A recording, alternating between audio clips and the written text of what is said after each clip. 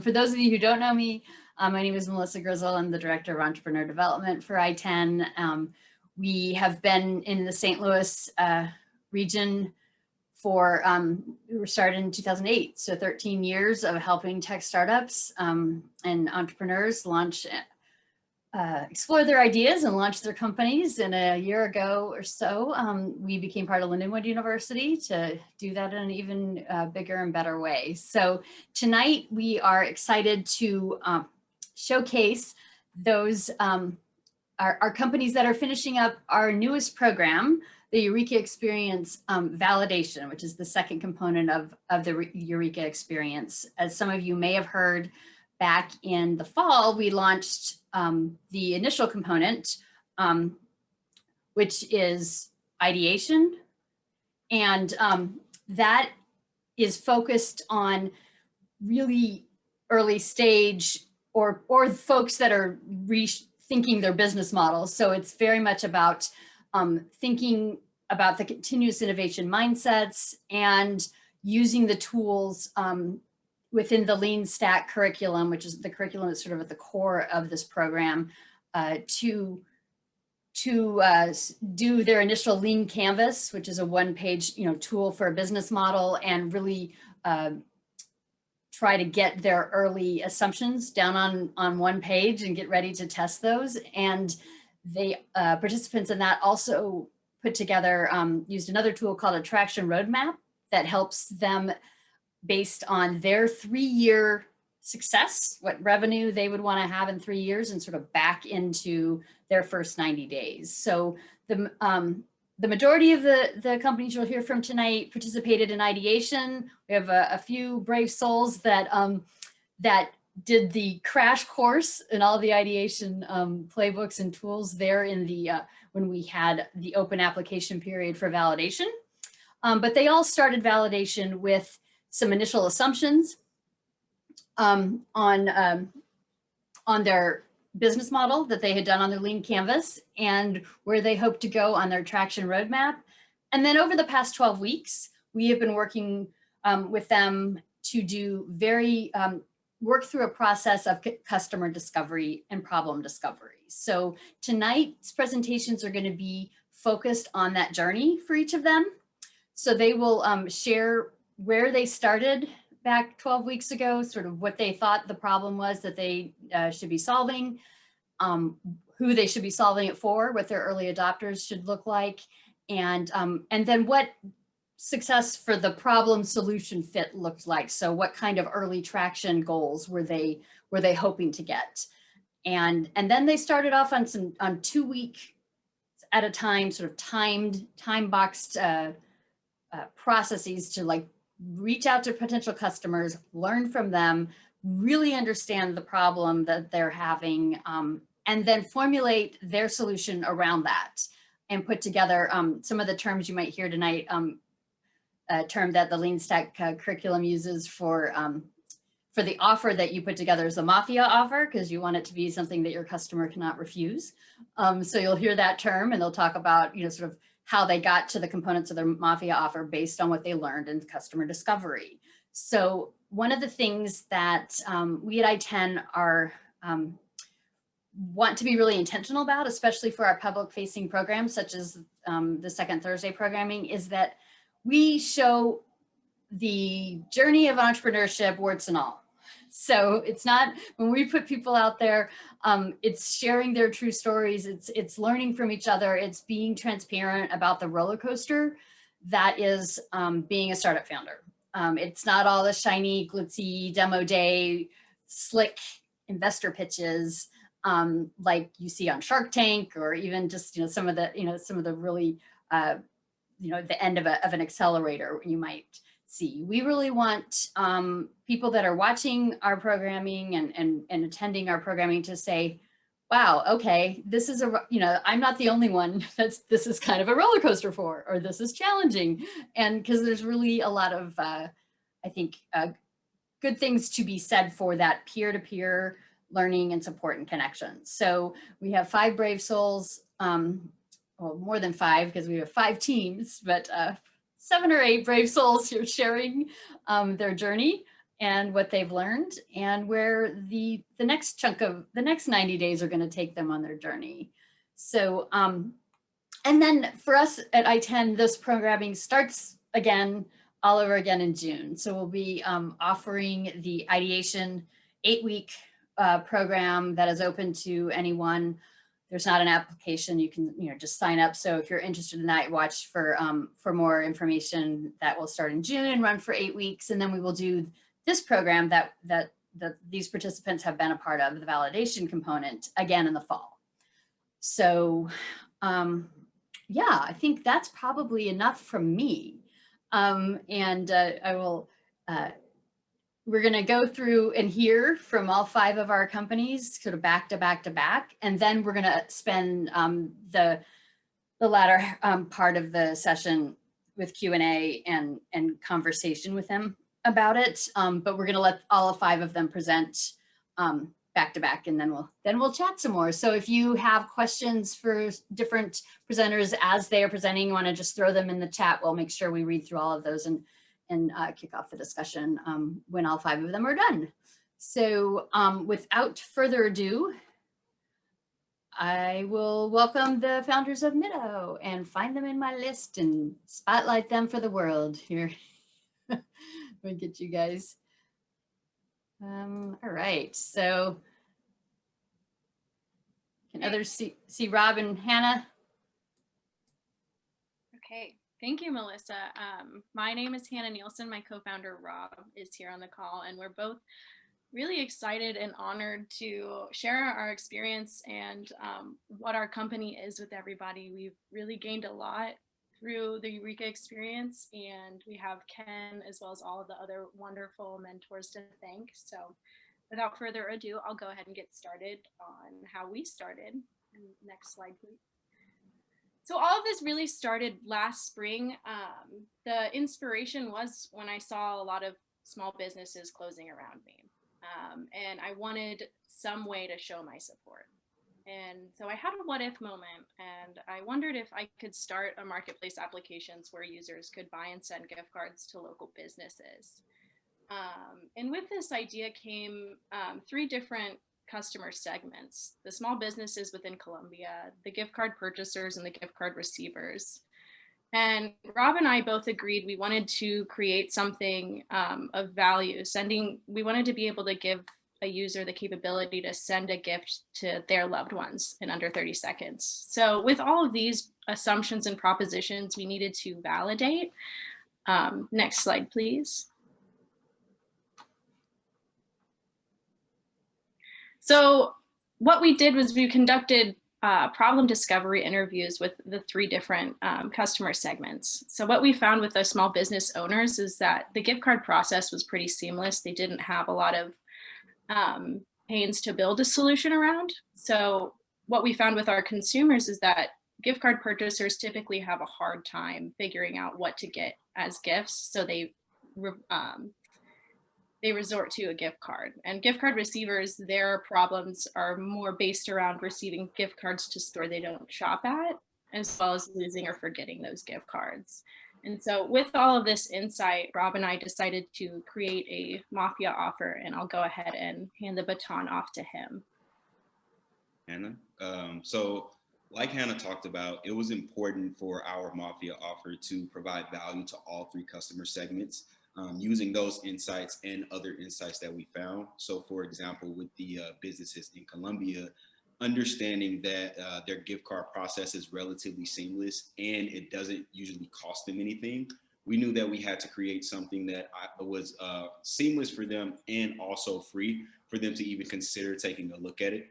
And then for the gift purchasers, thinking about how they have trouble with finding what gifts to get people, we figured that if we were able to create a quiz where they could then answer questions about the person that they're getting gifts for, then that quiz could spit out suggestions on what types of gifts they could buy that person, where they can buy those gifts from and what local spots, and then allow them to purchase gift cards to those places right on the spot and send them to the receiver.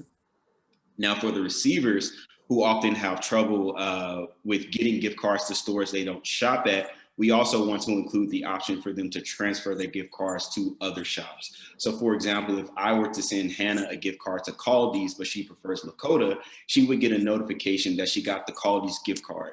And she could either redeem that gift card, and in that case, we would send it to her, or she could transfer it to a Lakota gift card, and we would actually give her that gift card instead. Next slide, please. So thinking about that solution, we now want to validate whether or not it actually solves the problems for each of those customer segments. So what we're going to do is build out all the things I just mentioned, and hopefully we'll be able to get about 10 customers a month from that solution. And then we also want to validate whether or not we can generate revenue with the solution as well. And we'll do that by adding on a $5 shipping and handling fee on top of the cost of the gift cards. We feel that if we're able to get 10 customers a month, and they're willing to pay that $5 shipping and handling fee, then we'll have enough evidence to show problem solution fit. Next slide, please. So beyond that, our 90-day goals are as follows. First, we want to establish partnerships with as many Columbia businesses as possible. We understand that the only way that this platform will provide value to customers is if there are a plethora of options on the platform. So that's priority number one for us, is to get them on board.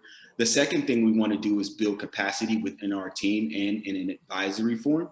So what we want to do is add a technical co-founder to our team to be able to bring our ideas to life in a more streamlined way, as well as get advisors around us who have multiple skill sets so that they can guide us as we take next steps, even going into the future. From there, we want to build out our MVP and then apply to accelerators to get as many access to as many resources as possible beyond that. Next slide, please. So here's our ask. We'd like to be connected to potential board members or potential team members that you think would be a good fit between what we're trying to do and their skill set. So if there's anyone that you could think of that you think we benefit from being connected with, we'd love to be connected with them. Thank you so much for taking the time to view our presentation. The Eureka Experience was super helpful for us. We learned a lot, and we'll continue to grow, and we'll continue to move forward. Thank you. Thanks, Rob and Hannah. That's great. And while we transition, I'm gonna take you out of the spotlight and move us to Brian with EDUrain Spotlight. All right. Okay, hello. Hello, thank you for coming today. My name is Brian Pearson. I'm a co-founder of EDUrain. EDUrain is a platform that helps students file for governmental aid for college for free in 5 minutes. We have 20,000 scholarships on our platform that is free to use. And we also help them pay for first semester deposit with a 0 interest loan when they're trying to move into a new apartment over the summertime. And we use this program to really look at our fund module, which is to help them move into off-campus apartments right in the summertime.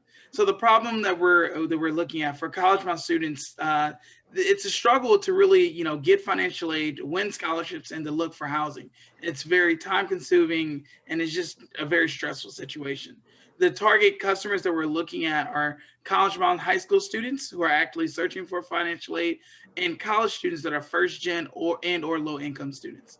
And our unique value proposition for them is that, for college-bound students who struggle to secure financial aid, scholarships, and off-campus housing options, the EDUrain software platform alleviates these financial obstacles to higher education. With EDUrain, more students will have unprecedented financial options, allowing them to attend college while minimizing debt, all from one platform. There's no one other one-stop shop financial solution for college-bound students before and during higher education.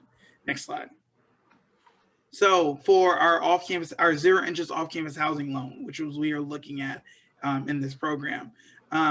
So our problem solution fit is if this summer we're able to lend to 25 students. We already have a partner that's agreed to lend at our 0 interest level. We do charge $150 origination fee. So it's not interest, it's an origination fee. And we split that with our lender. And then we look to have a 10% conversion rate based off our marketing. And we look to get about 8 students a month, roughly through the summer months up until October when their financial aid comes in, they pay us back. Next slide. So the customer discovery process. So we did a lot. So we interviewed over 60 students from multiple St. Louis area colleges and universities. And when I say we interviewed, literally I was out there with flyers and just putting stuff on cars, talking to students in passing. No, I had my mask on and I was making phone calls, emails, trying to get students to get on the phone with me or talk to me in person. Then we work with the SLU MBA program to survey their student body from SLU emails. So we had SLU students doing survey work of the SLU student body. And then we presented to 6 classes at Cahokia High School. So they were in 6 classes. And that was more looking at our filing for governmental aid and our scholarship platform though. And in April, we had 500 people visit our website. And we, as of today, we have 230 users. And we didn't start tracking users until about November of last year, November 2020. And we're in 2021, we have 230 users. The key learnings from our discovery and offer delivery process, there are multiple groups that our loan program can help. Finding the right college students for us is harder than we thought it was going to be. And then Gen Z wants all the information about a platform laid out before they ever make an account. So they have to put more content on our marketing website before they make an account actually. Next slide. So yeah, how's it going? Well, we revalidate we are focused on the right problem and in our unique value proposition. We added new segments, we're looking at students that are looking to move off campus.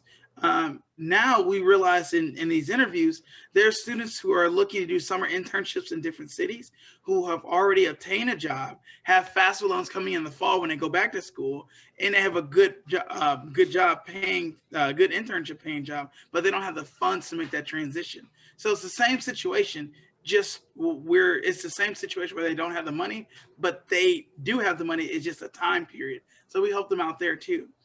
And then we also realized that community college students that are moving from, middle of nowhere community college, like John A. Logan to SIUE to SLU, those kids need help too, finding good housing and also need help with the funding situation. Next slide.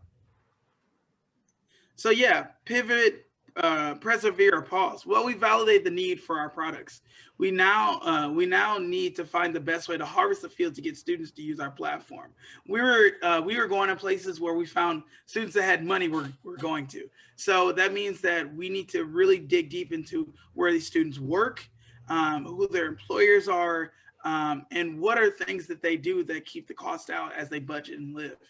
And our goal for the next 90 days and how you can help. Well, we're attempting. We're getting ready to do work with the Legal Services of Eastern Missouri for our loan program and for our data privacy and data sharing and some of the other stuff on our housing.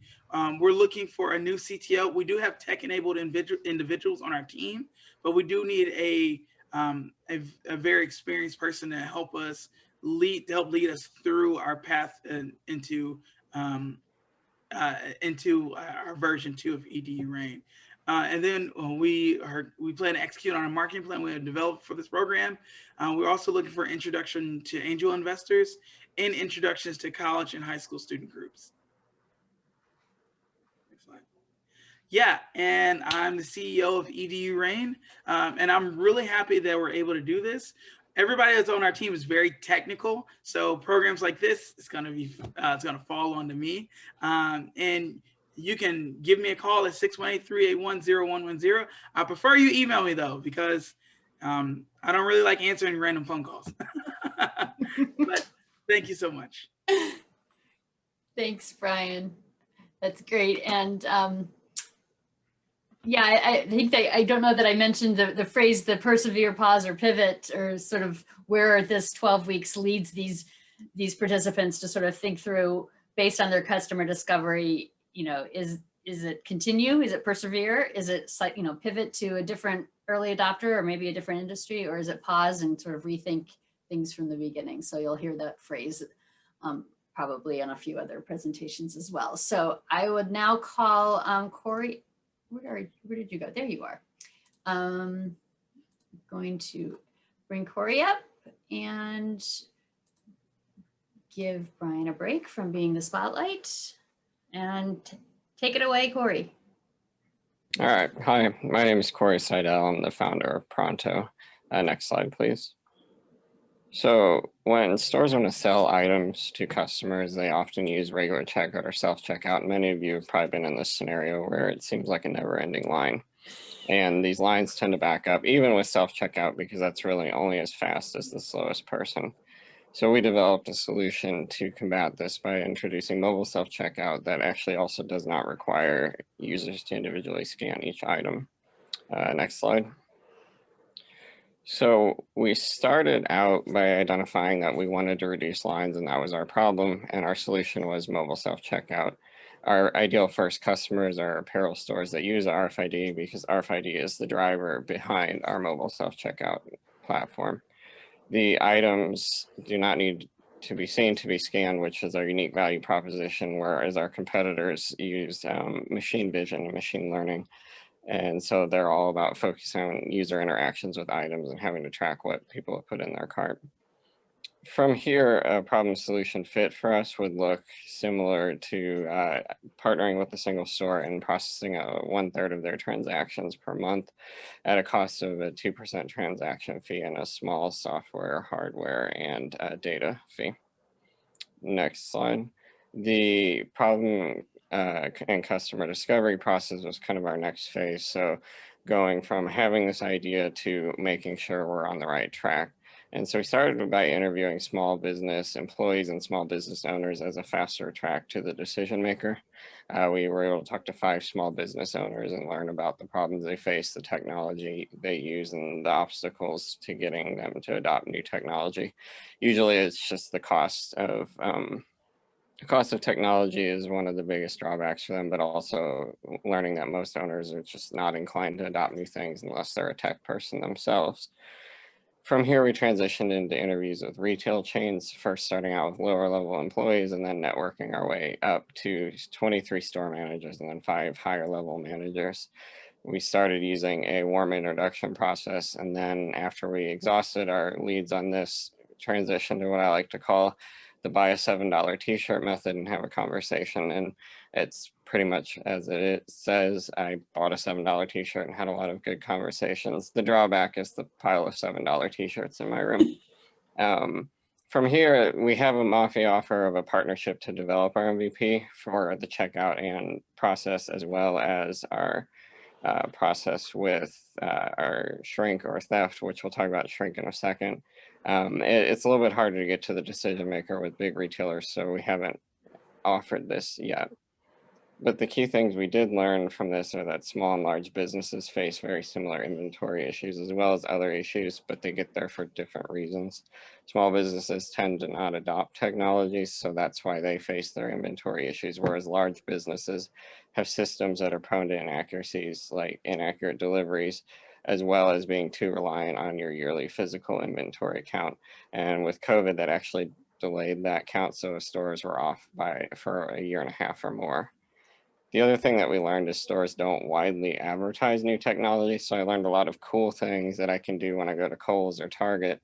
However, noting that if I partner with a store, I need to make sure that I'm marketing my product as well and not count on them. Next slide, please. So from here, we identified from all of these interviews that there are 3 common problems with these stores. The front end solutions, which usually is customer satisfaction of customers not wanting to wait in line.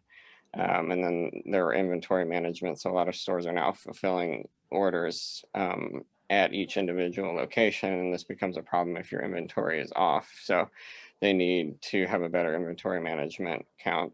And then shrink or theft came up actually as a more to the forefront of their thoughts when they closed down fitting rooms and realized that a lot of their theft was happening there. So a lot of stores are looking for ways to mitigate theft in fitting rooms.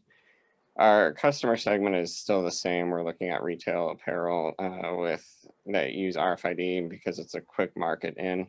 However, a university convenience store would provide a pretty unique opportunity because it's a target user demographic of college students and they have a high shrink rate of around 10%, where most stores have about a 2% shrink. And it really, our unique value proposition was the thing that changed the most. We went from saying, well, an item doesn't have to be seen to be scanned, and then transition to what really we're selling our customers is the ability to solve their 3 common problems, and our competitors can only sell them self-checkout. Next slide. From here, we decided to persevere and focus on developing an approach to better utilize a unique value proposition and take care of the take advantage of the current retail climate and how stores are transitioning after COVID. Goals for the next 90 days are to find a partner store and begin to develop those MVP features. For all of you in the audience, if you can provide any connections to managers in the retail industry or tech inclined store owners, that would be great. I'd love to get to know them. Next slide.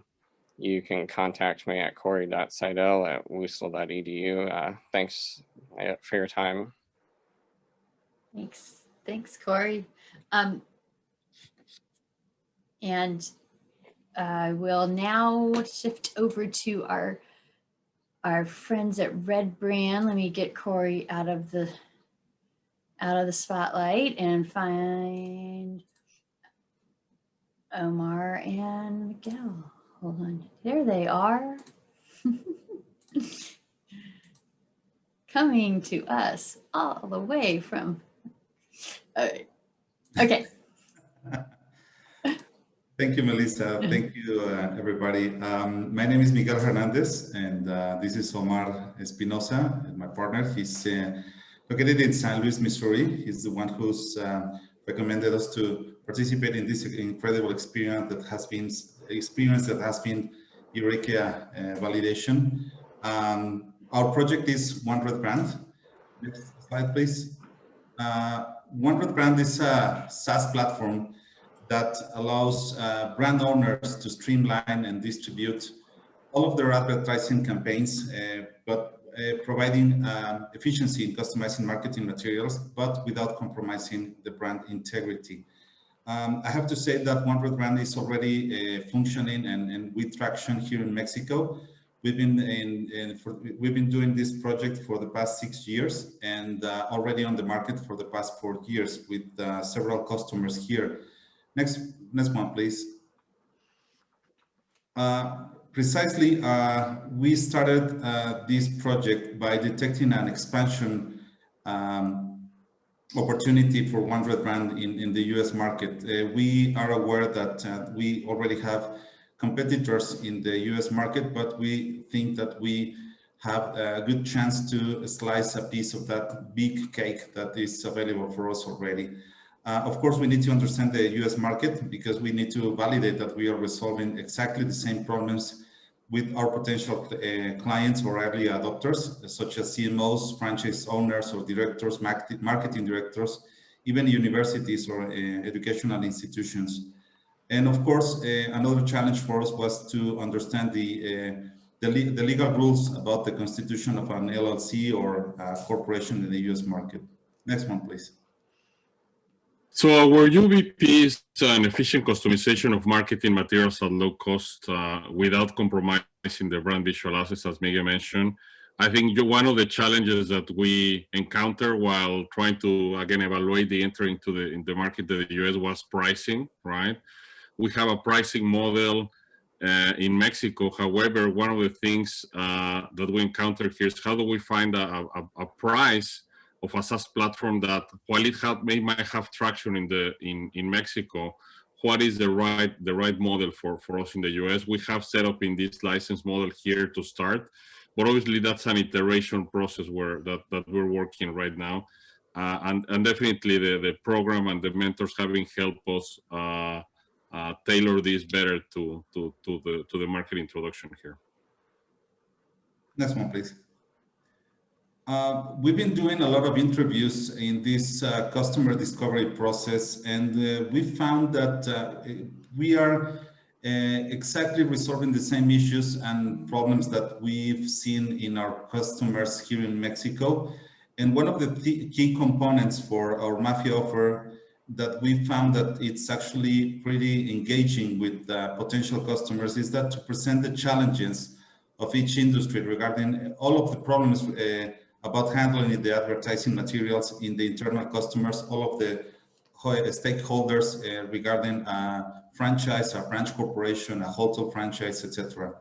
Of course, we include the dangers of losing brand value, which is one of the most important things that One Road brand looks after.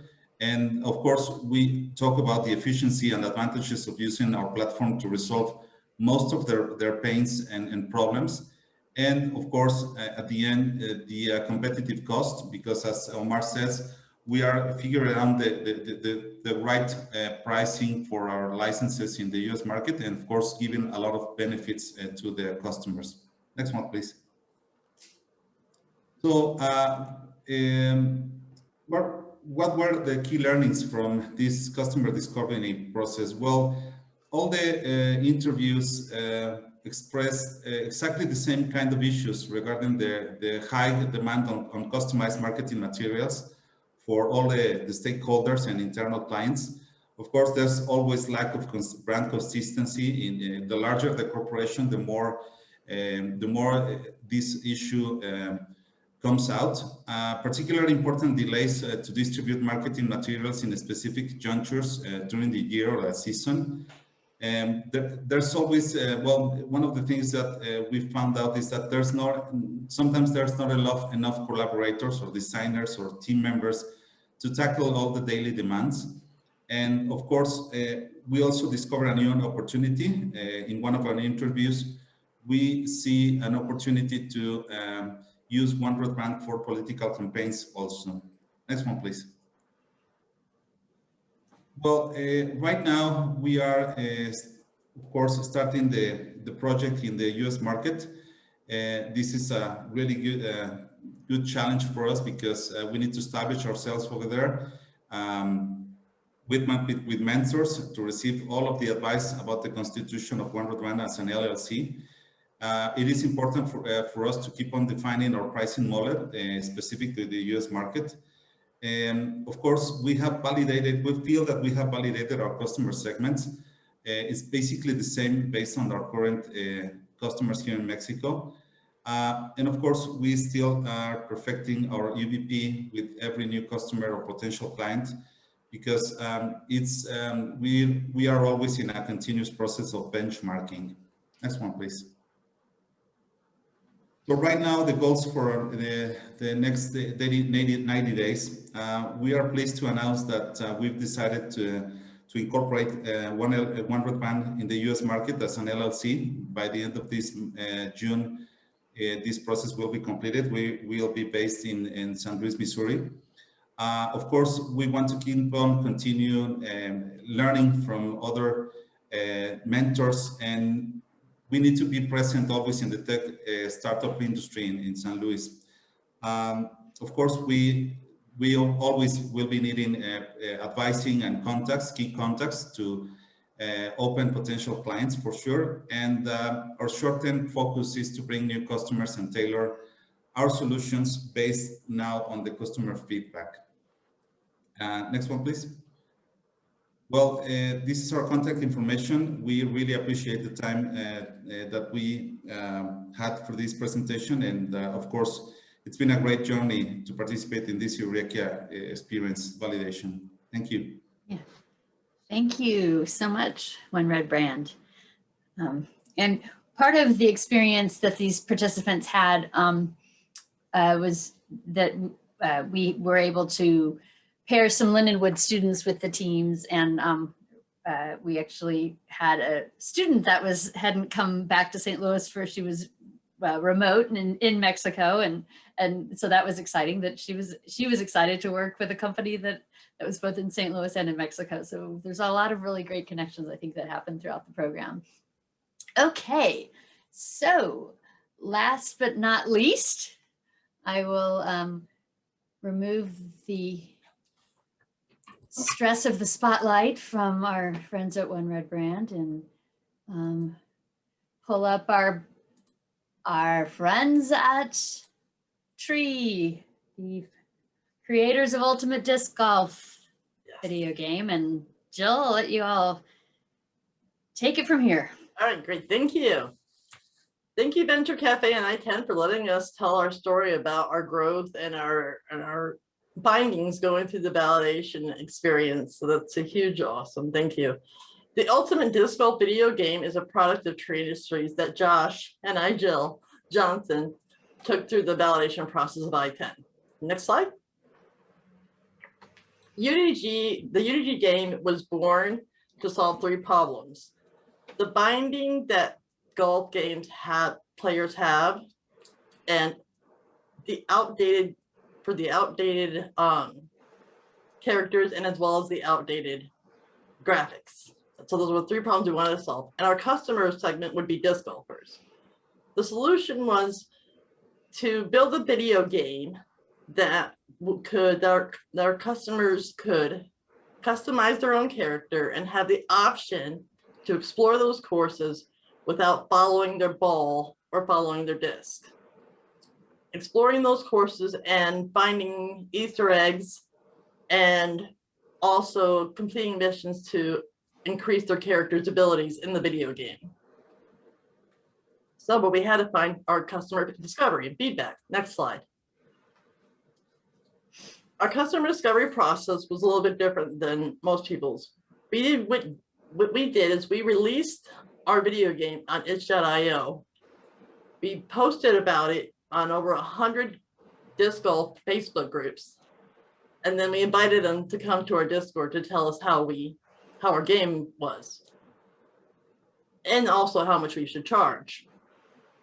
And what we gathered from our audience is that they didn't want our Mafia offer would have to be something that would satisfy the disc golfer and be affordable, much like the sport of disc golf. So our Mafia offer, we started $10 in alpha, which we're currently in, $15 in beta, and $20 in full release, along with affordable DLCs that they could buy after a full release. The key learnings from discovery process, we learned that, thank you, the sport of disc golf doubled in size during the pandemic. That's what we learned. And we also learned that there needed to be an arcade mode from our customers. Like, there needed to be an arcade mode that our gamers could play, one for the gamers that didn't like the long round courses. Next slide, please. So how's it going? It's going wonderfully. We've had 2,033 downloads on the game of itch.io of the Ultimate Disc Golf game on itch.io. We've had over 900 copies sold of UDG at the alpha. We've had 15 real disc golf sponsors. Things are really good, going really well. And we also learned that our customer segments are growing. We're just not only selling to disc golfers, we're selling to gamers, and we had a recent uptick in our ball golfers as well that are purchasing our video game on Steam. And our game has been purchased in over 30 different countries, including Taiwan today. Next slide. So do we pivot, persevere, or pause? I'm saying we're going to persevere and keep going and stay on this track that we have and currently are growing. Our 90-day goals are to continue to build positive partnerships through our sponsors as well as our nonprofits. What our goal to keep those positive partnerships is to give back to the community as well, with the profits and the proceeds of the sales of our game to nonprofits that are more, and then to obtain 5 to 10 times our sales from last quarter with our preview release of Xbox. And how you can help is you can spread the word about Ultimate Disc Golf video game, play disc golf, and if you know any pro disc golf players, send them our way. Next slide. We're married. Yes, I am married to the man that made the video game Ultimate Disc Golf. He has been also a 20-year player of the game disc golf. He's been a 20-year hacker, a 20-year gamer, or more. He's just been an amazing part of this experience. And I, on the other hand, I do all the operations, the financial side, the bean counter, and I love my job. There's not a better job that I could have ever had. And that's about it. Next slide. And you can contact us at admin@tree.industries, or you can check out our website, www.ultimatediscgolfgame.com.